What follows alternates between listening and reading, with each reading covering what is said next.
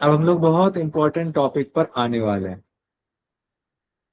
उस टॉपिक का नाम है षड दर्शन की अवधारणा। यानी छह जो दर्शन है ये बहुत इंपॉर्टेंट है। इससे बहुत क्वेश्चन आते हैं। षड दर्शन हम लोग पढ़ने वाले हैं, जिसमें हम सबसे पहले सांख्य दर्शन पर आएंगे। षड दर्शन में सांख्य दर्शन का परिचय जानेंगे। सबसे पहले उससे पहले भारतीय दर्शन क्या है, जिसमें भारतीय दर्शन की जो षड दर्शन है उसको थोड़ा सा हम लोग जानेंगे, उसका परिचय लेंगे। फिर सबसे पहले सांख्य दर्शन को पढ़ेंगे हम लोग, क्योंकि सांख्य और योग दर्शन विशेष संदर्भ में और अद्वैत वेदांत विशेष संदर्भ में पढ़ने के लिए निर्देशित किया गया है हमारे सिलेबस में। तो पहले हम लोग भारतीय दर्शन के बारे में बेसिक जानकारी ले लेते हैं, छोटी मोटी जानकारी, जिससे हमारी नींव मजबूत हो जाए। दर्शन दृश्य धातु से बना हुआ है दर्शन शब्द, जिसका अर्थ सिंपल सा अर्थ होता है देखना। दर्शन मतलब देखना। एक तो कोई चीज आया, हाथी आया, घोड़ा आया, उसके दर्शन के लिए चले गए। एक मंदिर में चले गए दर्शन के लिए, झांकी निकल रही, झांकी का दर्शन कर लिया। लेकिन जब इस दर्शन की बात होती है, भारतीय दर्शन, यहाँ पर विशेष संदर्भ, शब्द वही है दर्शन, लेकिन यहाँ पर विशेष संदर्भ में बात होती है। कौन सा दर्शन? सत्य का दर्शन, सत्य को देखना। अरे सत्य मतलब तुम हाथी देख रहे हैं तो क्या झूठ देख रहे हैं? हम कोई कर्तव्य देखने गए तो क्या झूठ को देखा हमने? तो हमने मिथ्या को देख, हमें क्या देखना है? उस सत्य को देखना है जिस सत्य की वजह से सृष्टि, उस सत्य को देखना। देखने की बात यहाँ हो रही, उस दर्शन से संबंधित बातें हो रही है। इसमें कहा गया है दृश्यते अनेन इति दर्शनम, दृश्यते अनेन इति दर्शनम, जिसके द्वारा देखा जाए, जिसके द्वारा देखा जाए। अब देखते हैं क्या अर्थ होता है। दरअसल जब तरह तरह के विचार मन में उत्पन्न होते हैं, ऐसे विचार जो आध्यात्मिक किस्म के होते हैं, आध्यात्मिक होते हैं, स्पिरिचुअल सवाल होते हैं। स्पिरिचुअल सवाल कौन से हो सकते हैं? मैं कौन हूँ, ये स्पिरिचुअल सवाल है। मैं कौन हूँ? एक तो अगर पूछे मैं कौन हूँ तो कहेंगे मैं चंदन जी हूँ, या मैं कौशल जी हूँ, मेरे पिताजी का नाम ये है, मैं इस गांव से बिलोंग करता हूँ। एक तो ये है, लेकिन ये मैं कौन हूँ वाला यहाँ पर ये सवाल नहीं। यहाँ मैं कौन हूँ का मतलब है कि ये जो शरीर है, शरीर खत्म, हमारे यहाँ घर में लोगों की मौत होती है, सबके घर में मौत होती है, फिर उनका क्या होता है? उसके बाद उनका जन्म होता है, कहाँ होता है, उसको पता क्यों नहीं चलता है? तो मैं कौन हूँ, वो उस कौन की बात हो रही जो इसके अंदर सूक्ष्म रूप में है। और मैं आया कहाँ से हूँ, इस दुनिया में क्यों आया हूँ, ये दुनिया क्या है, इस दुनिया की रचना कैसे हुई है, आत्मा क्या है, ब्रह्म क्या है। इस तरह के जितने सवाल आपके मन में उठते हैं, इसका जब हम इसकी जांच के लिए हम अलग अलग विद्वानों की व्याख्या पढ़ते हैं, या कोई विद्वान इससे संबंधित कोई सिद्धांत दे देते हैं कि मैं ये हूँ, मैं इस जगह से आया हूँ, ये दुनिया ये है, इसकी रचना इस तरीके से हुई है, आत्मा ये है, ब्रह्म ये है, सारे सवालों के जवाब दे दिया जिसने, उनको माना जाता है कि उन्होंने जो थियोरी दी वो थियोरी दर्शन है, अध्यात्म से संबंधित हो। तो बड़े बड़े विद्वान और ऋषि मुनियों ने ऐसे सिद्धांत दिए हुए हैं जिनको हम दर्शन कहते हैं। और दर्शन में एक इंपॉर्टेंट चीज होता है ज्ञान प्राप्त करना। बिना ज्ञान के दर्शन नहीं होता है। आप मैं कौन हूं जब तक ज्ञान नहीं होगा, तो आप मैं कौन हूं यानी आत्म स्वरूप हूं इसका पता नहीं चलेगा। और ज्ञान की प्राप्ति किससे होती है? तो प्रत्यक्ष, अनुमान, उपमान, शब्द आदि जो आपके प्रमाण हैं, उन प्रमाणों के द्वारा ज्ञान होता है। ज्ञान किससे होता है? प्रमाण से ज्ञान होता है। ज्ञान होता है प्रमाण से, ध्यान दीजिएगा। तो भारतीय दर्शन में प्रमाण का बड़ा महत्व है। हम लोग ये भी देखेंगे। एक तो क्वेश्चन ऐसे यूनिट वन में भी आपके आ जाता है, यूनिट वन कह रहा हूँ, पेपर वन में कुल कितने प्रमाण बताए गए, कुल कितने प्रमाण बताए गए? तो कुल 6 प्रमाण बताए गए। फिर उसके बाद बात आता है किस दर्शन में कितने प्रमाण को मान्यता दी गई है, कितने प्रमाण से उनका क्या काम चल जा रहा है। किसी का 4 से, किसी का 2 से ही पूरा ज्ञान हो जा रहा है। ये भी आपको चार्ट बनाना पड़ेगा, वैसे तो मैंने बनाया हुआ है, लेकिन आप भी बना लीजिए, बाद में अच्छा रहेगा। भारतीय दर्शन को जनरली 2 भागों में बांट कर पढ़ा जाता है।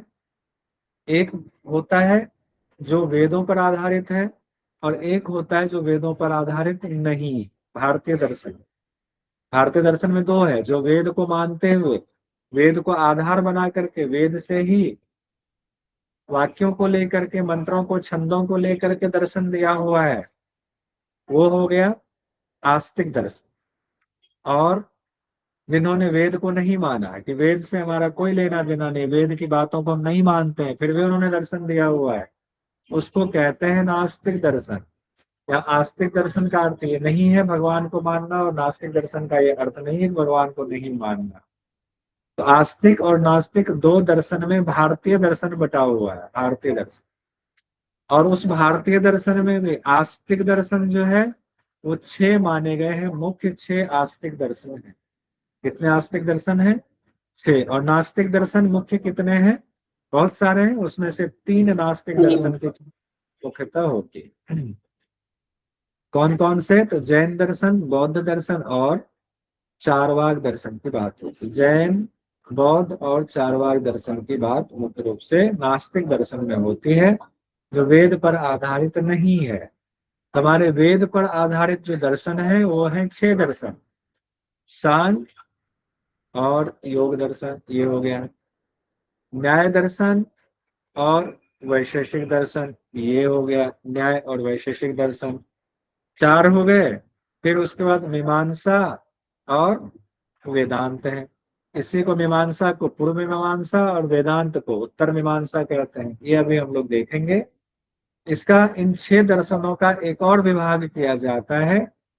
जो दर्शन ईश्वर का नाम लेकर के, ईश्वर की पूरी व्याख्या करके दर्शन को आगे बढ़ाया है, उसको ईश्वरवादी दर्शन कहा जाता है। और जिन लोगों ने, जिनके दर्शन में ईश्वर की बात गौण है, प्रमुख नहीं है, उनको अनिश्वरवादी दर्शन कहा गया है। अनिश्वरवादी, अनिश्वरवादी में 2 दर्शन आता है, एक सांख्य और एक मीमांसा में, एग्जाम की दृष्टि से। हालांकि व्याख्याकारों का, कई व्याख्याकारों का मानना है कि सांख्य भी ईश्वरवादी है, मीमांसा भी ईश्वरवादी, कैसे नहीं हो सकता, लेकिन नहीं, हम लोग एग्जाम की दृष्टि से सांख्य और मीमांसा दर्शन, ये दोनों अनिश्वरवादी दर्शन है। और न्याय, वैशेषिक, योग और वेदांत दर्शन, ये ईश्वरवादी दर्शन है। ये ध्यान रखिए, 4 दर्शन, ये आपने याद रखना पड़ेगा। परीक्षा की दृष्टि से किसी भी हालत में ये भूलना नहीं चाहिए। हाई, अब हम लोग मोटा मोटा कुछ चीजें देखते हैं, ओवरव्यू। उसके बाद फिर हम लोग एक एक दर्शन पर आगे डिटेल से बढ़ेंगे। पहले सांख्य दर्शन। सांख्य दर्शन के प्रवर्तक कौन है? तो आचार्य कपिल मुनि है। सांख्य के प्रवर्तक आचार्य कपिल हैं। कौन है? आचार्य कपिल। और इन्होंने ग्रंथ जो इनसे जुड़ा हुआ है, यानी सांख्य दर्शन से जो ग्रंथ जुड़ा हुआ है, वो है सांख्य कारिका। सांख्य कारिका में वही ज्ञान है जो आचार्य कपिल ने दिया हुआ है, लेकिन आचार्य कपिल का लिखा हुआ ग्रंथ नहीं है, ये ध्यान रखिएगा, एक चीज ध्यान। सांख्य कारिका ईश्वर कृष्ण ने लिखा है, जो सांख्य पद्धति में एक आचार्य हुए, जो सांख्य में दीक्षित थे, एक आचार्य थे। अपने गुरुओं से जो उन्होंने ज्ञान लिया, उसको उन्होंने कलम बंद किया, उनको उन्होंने अक्षर बंद किया, लिपिबद्ध किया। उसका नाम दिया सांख्य कारिका। क्या नाम दिया? सांख्य कारिका। सांख्य कारिका से भी सवाल पूछा जाता है, ध्यान रखिए। कुछ इंपॉर्टेंट कारिका पूछी जाती है, या मंत्र को कारिका कहा गया है। इसके जो कुछ सिद्धांत हैं, सत्कारवाद का सिद्धांत, कार्य कारणवाद का सिद्धांत, प्रकृति परिणामवाद का सिद्धांत, ये 3 सिद्धांत महत्वपूर्ण है। किसमें? सांख्य दर्शन में 3 महत्वपूर्ण सिद्धांत हैं। किसमें? सांख्य दर्शन। इसके बाद हम आते हैं, दूसरा है योग दर्शन, जो सांख्य के पीछे पीछे चल रहा है अभी तक। यानी सांख्य और योग दर्शन मिलता जुलता दर्शन है, 90% चीजें मिलते जुलते हैं, दोनों भाई भाई है, इसीलिए योग और सांख्य को एक साथ रखा जाता है। और योग दर्शन के प्रवर्तक हैं महर्षि पतंजलि। योग दर्शन के कौन है प्रवर्तक? महर्षि पतंजलि। और महर्षि पतंजलि ने योग सूत्र की रचना की, 195 योग सूत्र की रचना की। लेकिन योग सूत्र महर्षि पतंजलि द्वारा जो लिखित है, वो योग सूत्र नहीं मिलता है। योग सूत्र जो उपलब्ध है वो भाष्य रूप में मौजूद है, जो व्यास भाष्य है, व्यास भाष्य है। और व्यास भाष्य से ही पता चलता है महर्षि पतंजलि ने ये 195 सूत्र दिए हैं, इसीलिए हम लोग उसको योग सूत्र मानते हैं कि ये योग सूत्र महर्षि पतंजलि का दिया हुआ है। तो सिद्धांत दिया हुआ है, अष्टांग योग का मुख्य सिद्धांत दिया है, अभ्यास वैराग्य का भी दिया है, क्रिया योग का भी सिद्धांत दिया हुआ है, बहुत सारे दिए, जिसमें अष्टांग योग का सिद्धांत सबसे महत्वपूर्ण है, अष्टांग योग का सिद्धांत। अब हम लोग आते हैं सांख्य और योग के बाद में न्याय और वैशेषिक पर। न्याय दर्शन और वैशेषिक दर्शन सिर्फ हमें मोटा मोटा हम लोग देखते हुए चल रहे हैं। न्याय और वैशेषिक। न्याय दर्शन कहा गया है गौतम ऋषि का दर्शन है, जिनका एक नाम अक्षपाद भी है। अक्ष मतलब आंखें, पाद मतलब पांव में भी जिनके आंख हो। इतने विद्वत्व थी, विद्वता थी उनमें, लोग मानते थे इसके आंख पांव में है, यानी पांव एक एक कदम जो है देख कर रखता है। तो न्याय दर्शन गौतम ऋषि, अक्षपाद भी कहा जाता है। उनका दिया हुआ जो ग्रंथ है न्याय सूत्र है, न्याय से संबंधित हो गया न्याय सूत्र।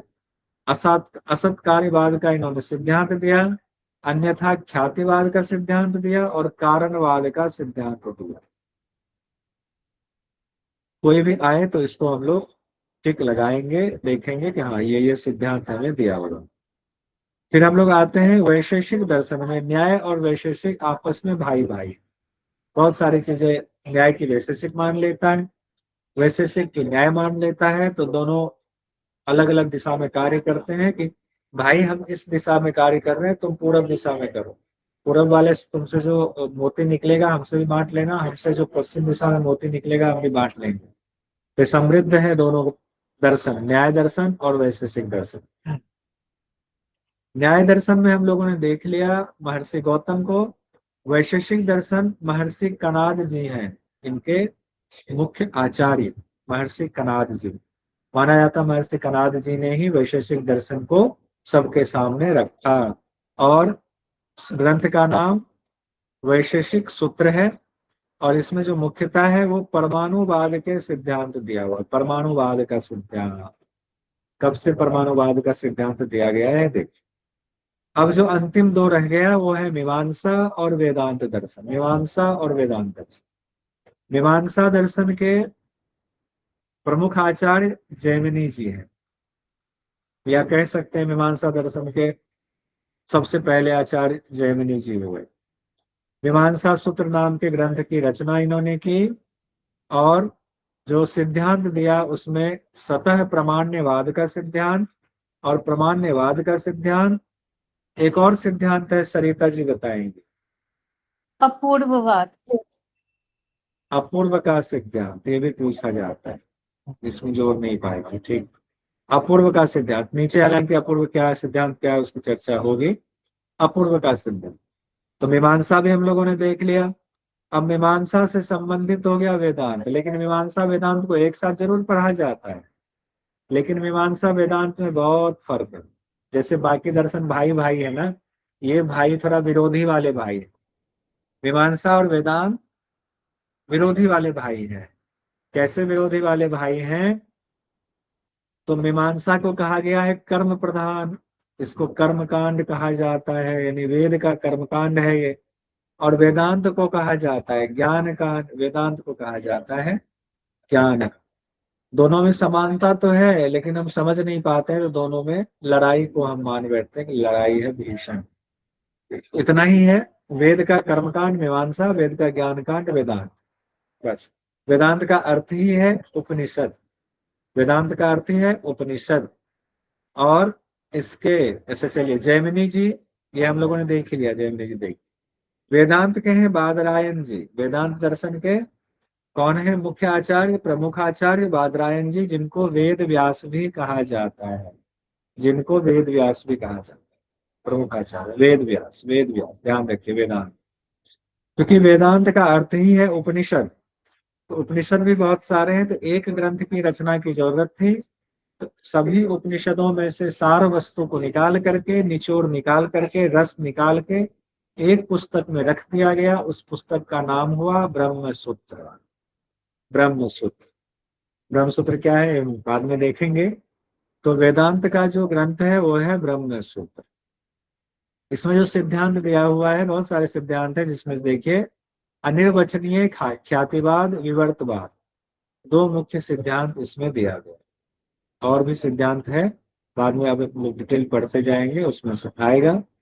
उसके बाद जो तीन और दर्शन है, जो नास्तिक दर्शन है, जो वेद पर आधारित नहीं है, वो है आपके जैन दर्शन, वो है बौद्ध दर्शन, वो है चारवाक दर्शन। जैन दर्शन ऋषभ देव जी ने दिया, फिर बाद में महावीर स्वामी जी हुए तीर्थंकर। प्रथम तो ऋषभ देव जी ही हैं, और बाद में आपके महावीर स्वामी जी हुए। 45 से भी ज्यादा ग्रंथ है जैन दर्शन, बहुत विशाल दर्शन है, पुराना दर्शन है। इसमें कल्प सूत्र, षड खंडागम, ये ग्रंथ इंपॉर्टेंट है। गोमट्ट सार, ये ग्रंथ भी इंपॉर्टेंट है। स्यादवाद का सिद्धांत ये पूछा जाता है, स्यादवाद का सिद्धांत और अनेकांतवाद का सिद्धांत, दो इंपॉर्टेंट सिद्धांत हैं जैन दर्शन से, जरूर नोट कीजिए, नहीं तो दिक्कत हो जाएगी, भूल जाएंगे। स्यादवाद, अनेकांतवाद, स्यादवाद अनेकांतवाद, या कहाँ से? जैन दर्शन से। फिर बात आ रही है बौद्ध दर्शन की। गौतम बुद्ध ने बौद्ध दर्शन दिया, और इनके दर्शन पर ही तीन ग्रंथ लिखे गए, जो भगवान बुद्ध के दिए जो उपदेश थे, उसको आधार बना करके इनकी मृत्यु के बाद जो बौद्ध संगीति हुई, उस बौद्ध संगीति में इनके निकट रहने वाले शिष्यों को बुला करके उनसे अनुनय विनय की गई, सभी बौद्ध को मानने वालों ने, और उनसे कहा गया कि आप जो है, जितनी बातें गौतम बुद्ध ने कही, सारी बातों को इस बौद्ध संगीति में सबके सामने रखिए।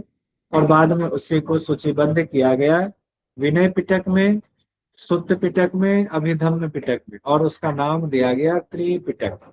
ये ग्रंथ एक बार में नहीं बना, समय लगा, धीरे धीरे ग्रंथ की रचना हुई। ये बौद्ध धर्म में त्रिपिटक से संबंधित है। इसमें भी बाद में बट गया, शून्यवाद और बहुत्ववादी जो है आपस में बट गए, महायान और हीनयान में बट गया ना, कि हीनयान जो है वो शब्द दूसरों का दिया हुआ है। जैसे मैं किसी को कहूं कि ये हीन व्यक्ति है, किसी को कह दूं हीन व्यक्ति, तो वो हीन हमने कहा, वो जो हीन जिनको कहा, वो चूंकि एकांत में रहने वाले थे, अपनी बात रखने के लिए उनको आना भी वो जरूरी नहीं समझते समाज के सामने, जिनको आना हमारे पास आएंगे, तो इसीलिए उसको हीनयान मान लिया गया। जिससे होता है किसी का चोर, जिनको चोर कहा वो आए ही नहीं सामने कहने के लिए भाई मैं तो चोर नहीं हूँ, तो समाज क्या मान लेता है, वही चोर है, तो खंडन करने आया है। उसी तरीके से यहाँ हुआ हीनयान, उसको कह दिया गया हीनयान, हीनयान। हम आज तक पढ़ते हैं हीनयान, ऐसा कोई नहीं है, हीनयान जैसा कुछ नहीं है। एक अलग मानने वाले, मान्यता वाले हैं, उनके विचार थोड़े अलग। तो जो शून्यवाद को मानते थे उन्होंने कहा महायान तो हम हैं, वो हीनयान वाले हैं, उनकी बुद्धि संकीर्ण है, वो छोटे सोच वाले हैं, वो बुद्ध के दर्शन को छोटे सोच के साथ देखते हैं। इस तरह से हीनयान और महायान की शुरुआत हुई। अगला दर्शन चारवाक दर्शन, जो कि अवैदिक दर्शन आप कह सकते हैं इसको, जिसको कि नास्तिक दर्शन कह सकते हैं। इसको लोकायत दर्शन भी कहा जाता है। बहुत सारे लोग चारवाक दर्शन को मानने वाले आज हैं। किसी को रुपया दे दीजिए उधार, कुछ दिन बाद आपको पता चल जाएगा किस दर्शन के मानने वाले हैं वो। और वापस नहीं किया तो चारवाकी हैं वो, चारवाक दर्शन को मानने वाले। इस दर्शन को दिया गया, किन्होंने दिया? तो माना जाता है बृहस्पति जी ने दिया। इससे संबंधित ग्रंथ जो है तत्व पल्लव सिंह को माना जाता है, तत्व पल्लव सिंह है। और स्वभाववाद के सिद्धांत को माना है, स्वभाववाद के सिद्धांत को माना है चारवाक। ठीक है। अब एक पंचख्याति शब्द भी आता है, पंचख्याति, उसको भी देख ही लेते हैं। पंचख्याति शब्द बस एग्जाम की दृष्टि से देख लीजिए। आत्मख्यातिवाद, असत्य ख्यातिवाद, अख्यातिवाद, अन्यथा ख्यातिवाद, अनिर्वचनीय ख्यातिवाद, ये पांच जो है पंच ख्याति इसको कहा गया। ख्याति जो विज्ञानवादी बौद्धों का मत है तो उसको आत्म ख्यातिवाद कहा गया। शून्यवादी बौद्धों का मत, उसको असत्य ख्यातिवाद कहा गया है। मीमांसक में भी प्रभाकर जी भी बाद में एक मीमांसक, उन्होंने अख्यातिवाद कहा। और न्याय वाले कहते हैं अन्यथा ख्यातिवाद। अद्वैत वेदांत शंकराचार्य जी का कहना है अनिर्वचनीय ख्यातिवान। हमारे पास वो वचन है ही नहीं, हमारी इंद्रियां, हमारे वचन, कर्मेंद्रियां, कोई भी उनकी व्याख्या नहीं कर सकता। अनिर्वचनीय ख्यातिवान। आइए अब हम लोग सीधे सांख्य दर्शन पर आएंगे। किन्हीं का कोई सवाल है यहाँ तक में तो पूछ लीजिए, मुझे लगता है मैं ही बोलता जा रहा हूं। एक तरफा हो रहा है लेक्चर। कोई दिक्कत यहाँ तक में? कोई दिक्कत नहीं, सब okay okay, all is well, all is well.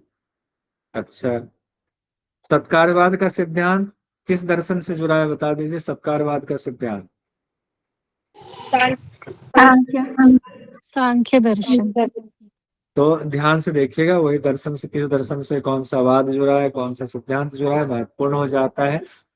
आगे बढ़ते हैं हम लोग, आते हैं सांख्य दर्शन में, जो बहुत महत्वपूर्ण है, इससे सवाल बहुत पूछा जाता है। सांख्य दर्शन के प्रवर्तक महर्षि कपिल हम लोगों ने देख लिया था। प्राचीनतर दर्शन में एक है, और सांख्य में जो सबसे इंपॉर्टेंट है 25 तत्व उसको कहा गया। 25 तत्व महत्वपूर्ण है। सांख्य में 25 तत्व है, और योग दर्शन में प्लस एक तत्व मिल जाता है, तो वहां तत्वों की संख्या 26 हो जाता है। 26 ऐसा माना जाता है व्याख्याकारों का। ये योग दर्शन में 26 तत्व है। कौन से 26वां? तो ईश्वर को माना गया। सांख्य में ईश्वर की बात नहीं। सांख्य दर्शन में 25 तत्व है। प्रकृति को महत्व दिया गया है। प्रकृति को सगर्भा कहा गया है, और कहा गया प्रकृति ही बंधन में बंधती है, और प्रकृति का ही मोक्ष होता है। मुक्ति प्रकृति को ही मिलती है। ये एक इम्पोर्टेंट बात है जो हम लोग कारिका में देखेंगे। यानी सगर्भा का मतलब है उस प्रकृति में सब कुछ है, सारे गुण हैं, बस वो प्रकट होना बाकी नहीं, अव्यक्त रूप में है। दूसरी बात, सांख्य को द्वैतवादी सिद्धांत कहा गया। द्वैतवादी दर्शन, ये भी इंपॉर्टेंट। द्वैतवादी दर्शन, द्वैत, द्वैतवादी दर्शन यानी सांख्य दर्शन। द्वैत का मतलब क्या होता है? दो। द्वैत का मतलब दो, दो अलग अलग सत्ता को मानना। दो अलग सत्ता को मानना यानी प्रकृति को स्वतंत्र सत्ता मानना, पुरुष को स्वतंत्र सत्ता मानना, इसी को द्वैतवादी दर्शन कहा गया। ऐसा सांख्य दर्शन में कहीं नहीं कहा गया है कि प्रकृति जो है वो पुरुष के यानी आत्मा के अधीन है, कहीं नहीं कहा गया। दोनों अलग अलग बताया गया। हाँ, दोनों के मिलने से सृष्टि की उत्पत्ति होती है, जरूर कहा गया, लेकिन अधीन नहीं कहा। इसीलिए इसको द्वैतवादी दर्शन कहा गया। साथ ही बात आती है ईश्वर के बारे में। सांख्य दर्शन में कोई शब्द नहीं आया है ईश्वर है या नहीं। ना ईश्वर को माना गया, ना ईश्वर का खंडन किया गया है। दोनों ही बातें हैं, यानी मौन धारण किया गया ईश्वर बारे। ईश्वर की चर्चा करने की जरूरत ही नहीं समझी गई, सांख्य नहीं जरूरत समझी गई। इसीलिए कई लोग कहते हैं ईश्वरवादी दर्शन है, कई लोग कहते हैं नहीं ये ईश्वरवादी दर्शन है। तो सांख्य दर्शन की थोड़ी भूमिका हम लोग देख लेते हैं।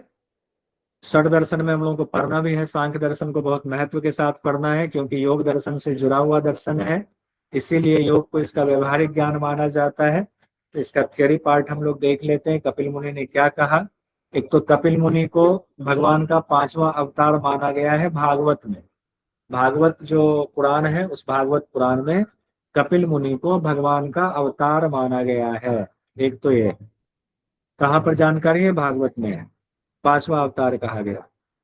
पंचमः कपिलो नाम सिद्धि स काल विप्लुतम प्रोवाच सुर ये सांख्यम तत्वग्राम विनिर्णयम। यानी 5वां कपिल नाम से सिद्धेश्वर का अवतार हुआ है। सिद्धेश्वर, सिद्धेश्वर का अवतार 5वें नंबर पर हुआ है कपिल के नाम से, जिन्होंने काल खंड में विलुप्त हुए ज्ञान पर काल विलुप्तमम, यानी कि जो कालखंड में विलुप्त हो गया था ज्ञान, उस ज्ञान को दिया हुआ है। उस ज्ञान को फिर से उन्होंने दिया हुआ है। किसको दिया हुआ है? प्रोवाच आसुर ये सांख्यम, आसुरी को दिया हुआ है, अपने शिष्य आसुरी को दिया हुआ है उस ज्ञान को। और उसमें क्या है? तत्व का ज्ञान है, तत्व का संयम है, विनिर्णयम है उसमें। तो उस तत्व का ज्ञान किसको दिया? कपिल मुनि ने आसुरी नाम के शिष्य को दिया। एक क्वेश्चन यहाँ से बन गया कि कपिल मुनि के शिष्य कौन थे? आसुरी जी थे, जिनको ज्ञान दिया। किसका ज्ञान दिया? सांख्य का ज्ञान दिया है। तो सांख्य का ज्ञान सबसे पहले किन्होंने दिया? कपिल मुनि ने दिया। लेकिन एक बात और साबित होती है कि सांख्य का ज्ञान इसका मतलब पहले से था, विलुप्त हो गया, उस ज्ञान को दोबारा कपिल मुनि ने संसार के सामने रखा। कपिल मुनि कौन थे? तो स्वयंभू मनु के दौहित्र थे। दौहित्र मतलब नाती थे, मनु के नाती थे। और मनु ने अपनी पुत्री यानी देवहूति का विवाह एक ऋषि से कराया था। उस ऋषि का नाम था करदम ऋषि। करदम ऋषि से कराया था। करदम ऋषि और देवहूति से 6 कन्या उत्पन्न हुई और एक पुत्र उत्पन्न हुआ। पुत्र का नाम कपिल मुनि हुआ। पुत्र का नाम कपिल मुनि हुआ। और उसी कपिल मुनि ने 2 ज्ञान दिया, एक सांख्य का भी ज्ञान दिया और नवधा भक्ति का भी ज्ञान दिया। अगर ये वही कपिल मुनि है जैसा कि लिखा हुआ है, तो ये कपिल मुनि जिन्होंने भक्ति का ज्ञान दिया वो कैसे ईश्वर को नहीं माने? तो इसका मतलब सांख्य में मौन होने का मतलब है कि ईश्वर है, मौन सहमति हो। सांख्य का ज्ञान आम लोगों तक कैसे पहुंचा? तो सांख्य कारिका के 70वें और 71वें कारिका में ये लिखा हुआ है, जो कारिका ईश्वर कृष्ण जी के द्वारा रचित है, जिसमें लिखा हुआ है आचार्य कपिल ने गृहस्थ धर्म में आसुरी को अपना शिष्य बनाने के बारे में विचार किया। इनको आसुरी को, और फिर आसुरी को ही ज्ञान दिया। एक ही बार में नहीं दिया, आसुरी जी के पास भी कहानी है इसमें कि लंबा समय लगा उनको। आसुरी को योग्य माना और आसुरी को अपना ज्ञान दिया। किसका ज्ञान? सांख्य शास्त्र का ज्ञान दिया। फिर आसुरी जी ने अपने शिष्य पंचशिख को आसुर अपि पंच सिखाए तेन बहुधा कृतम तंत्रम। आसुरी जी के शिष्य हुए पंचशिख, उन्होंने पंचशिख को ज्ञान दिया और पंचशिख जी ने फिर अपने शिष्यों को उपदेश दिया। उसी परंपरा में कृष्ण जी हुए, यानी ईश्वर कृष्ण जी हुए। ईश्वर कृष्ण, तो ईश्वर कृष्ण जी अपने बारे में लिख रहे हैं कि उसी परंपरा में मैं हुआ और मैंने उसी ज्ञान को संक्षेप में लिखा अपनी श्रेष्ठ बुद्धि से। और कौन सा ग्रंथ लिखा? सांख्य कारिका लिखा। सांख्य कारिका में उसी ज्ञान को हमने समेटा हुआ है, सहेजा हुआ है, ये कहा गया। अब यहाँ देखिए, माठर वृत्ति एक ग्रंथ है। माठर वृत्ति, माठर वृत्ति क्या है? एक ग्रंथ। माठर वृत्ति में कहानी लिखी हुई है। माठर वृत्ति ग्रंथ किससे संबंधित है? सांख्य दर्शन से संबंधित। क्या है वो? अभी चर्चा हो। कपिल मुनि को सांख्य का ज्ञान देने के लिए एक योग्य शिष्य चाहिए था। बहुत विचार किया उन्होंने। उनको आसुरी गोत्र में एक ब्राह्मण की याद आई कि ये योग्य है। उन्होंने दिव्य दृष्टि से देखा। उन्होंने 1000 वर्षों तक यज्ञ किया था। पहले इतनी लंबी उम्र होती थी, 1000 वर्ष तक यज्ञ किया था आसुरी जी ने।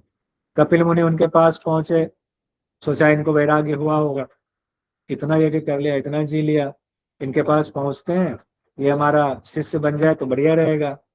गुरु ढूंढते हुए पहुंचे, शिष्य से पूछा, इनको शिष्य बनाना था, हे आसुरी, खुशी राजी हो ना? सब ठीक है ना? कोई दिक्कत तो नहीं है? आसुरी जी ने कहा, हाँ मैं एकदम खुशी राजी हूँ, मैं अच्छे से रमन कर रहा हूँ अपने जीवन में, अपने गृहस्थ जीवन में। कपिल मुनि ने कुछ नहीं कहा, हाल समाचार लेकर के वापस लौट गए। लगा कि अभी तो ये नहीं है वैराग्य इसके अंदर, तो अभी इसको गृहस्थ धर्म से हटाना ठीक नहीं है। 1000 साल बाद फिर गए और फिर वही पूछा, फिर उन्होंने वही उत्तर दिया, फिर वापस लौट गए। तीसरी बार फिर आए 1000 साल बाद, तो पूछा कि हे आसुरी, क्या हाल समाचार, सब ठीक है? 2 बार आए, ठीक था, अब भी ठीक है ना? अब की आसुरी जी ने कहा, नहीं सब ठीक नहीं है।